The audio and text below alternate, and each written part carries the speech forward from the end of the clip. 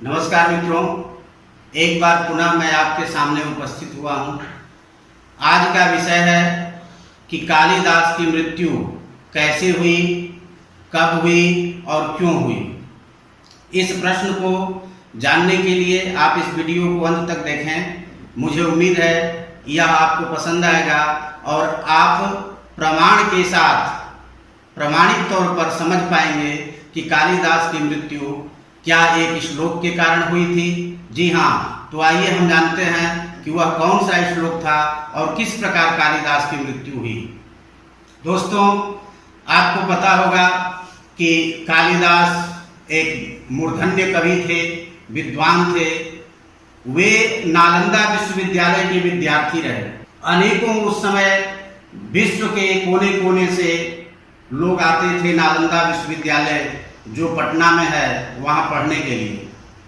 दोस्तों, बहुत समृद्ध वह विश्वविद्यालय था, पूरे विश्व में चर्चित था।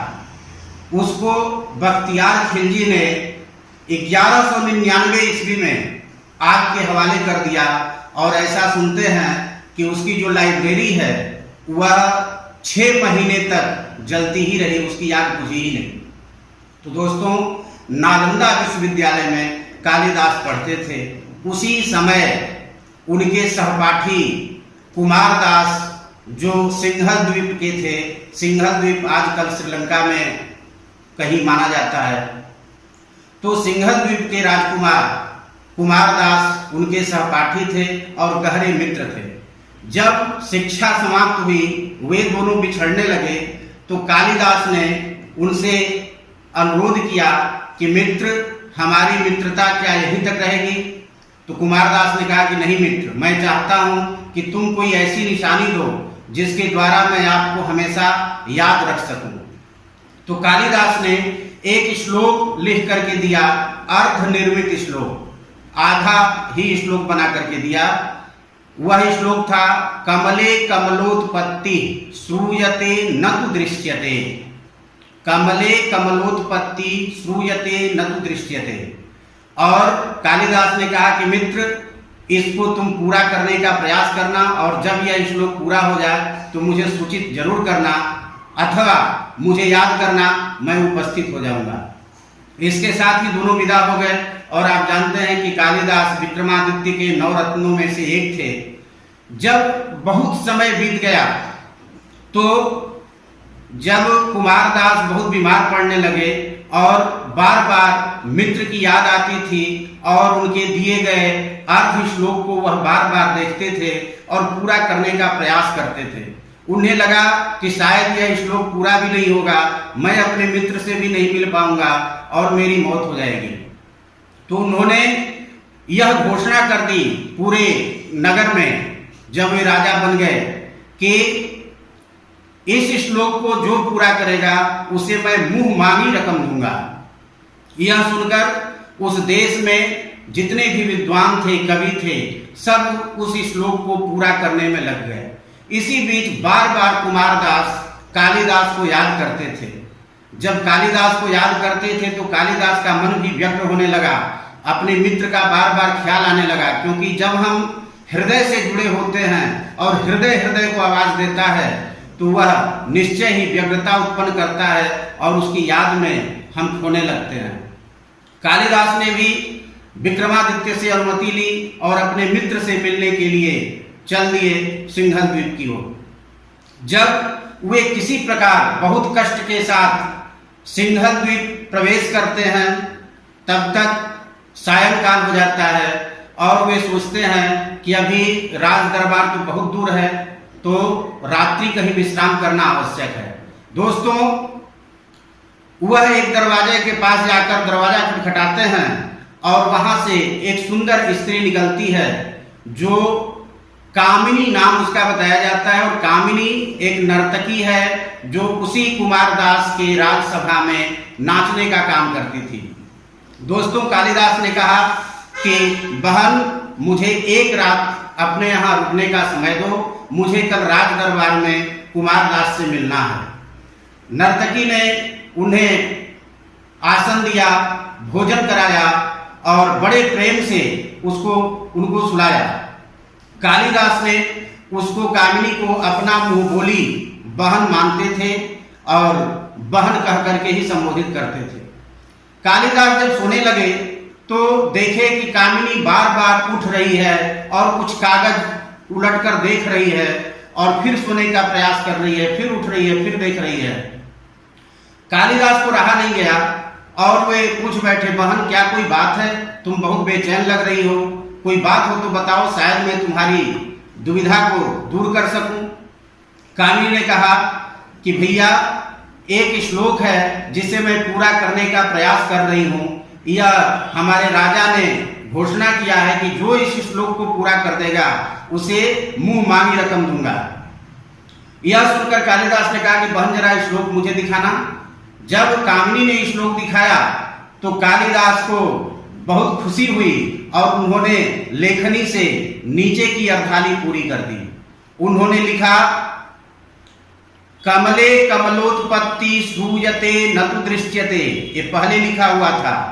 और अंत में उन्होंने लिखा कि बाले तव मुखाम्भोजे सर्फर्यौ चंचलायते। ध्यान से सुनिए, बाले तव मुखाम्भोजे सर्फर्यौ चंचलायते।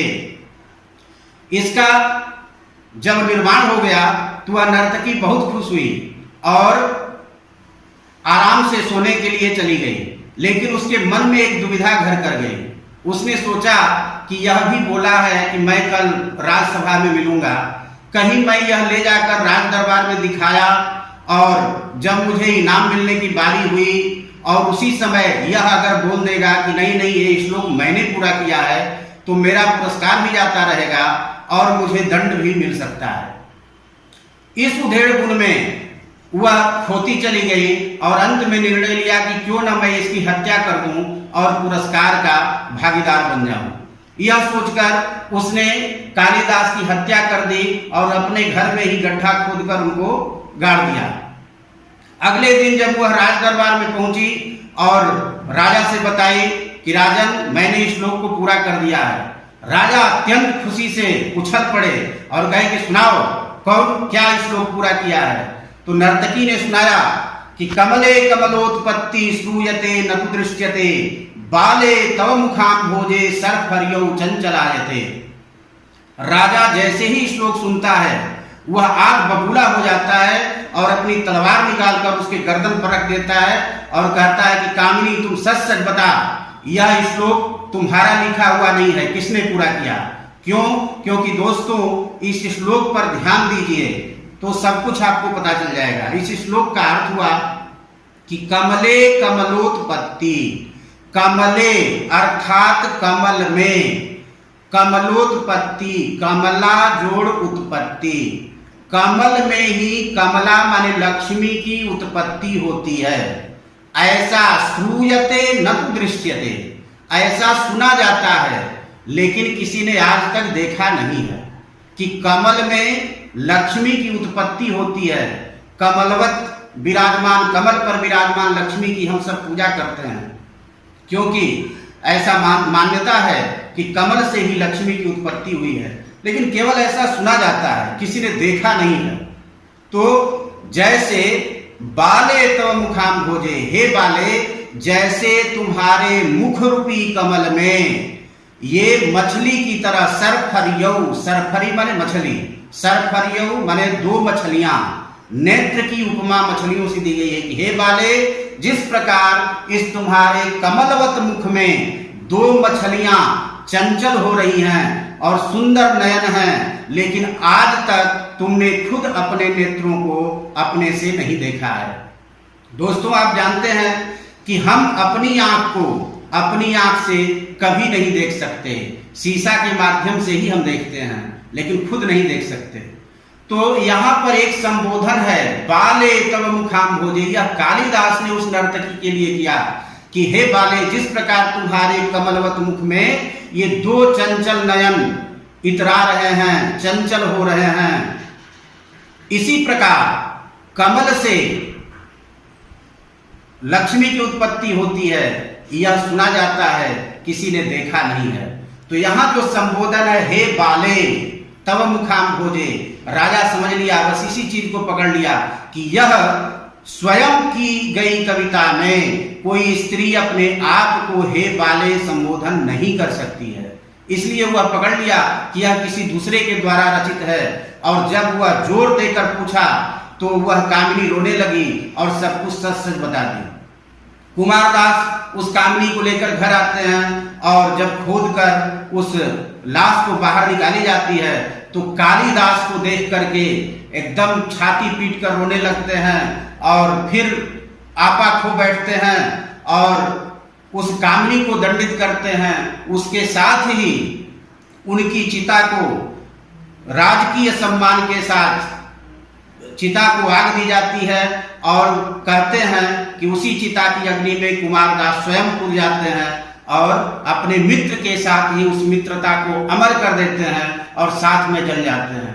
कहते हैं कि आज भी श्रीलंका के दक्षिणी समुद्र के तट पर कालिदास की समाधि है और कालिदास के साथ साथ कुमारदास की भी समाधि है।